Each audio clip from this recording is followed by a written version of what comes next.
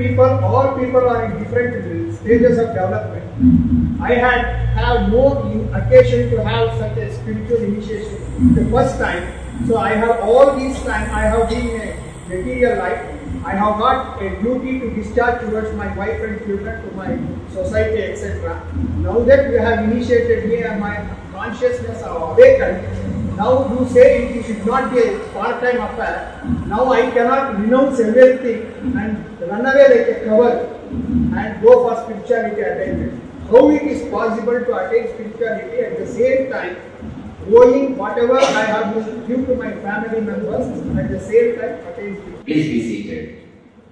See his question, how can I renounce the life and become Swami and a full-time spiritual person? Here I emphasize from the beginning, please don't choose. Please don't think your spiritual life is something different from your so-called material life. And the beautiful word he asked, how can I renounce? Somebody asked me, Swamiji, should I renounce to become a full-time spiritual person? I told him, please renounce what you don't have, that is enough. Please renounce what you don't have. I am not asking you to renounce what you have. We never suffer with the things which we have.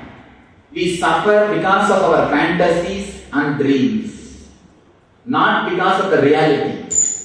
Please be very clear. You suffer in your day-to-day life because of your dreams. You suffer in your relationships because of your fantasies. So drop what you don't have.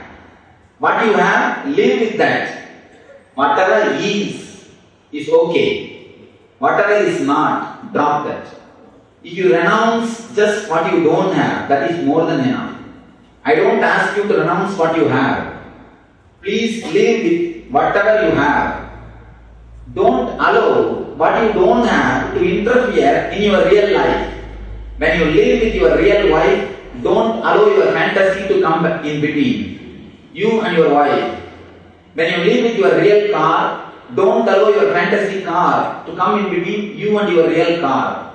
When you live in your real house, don't allow your fantasy home, your dream home, to come in between you and your real home. That is what is my request.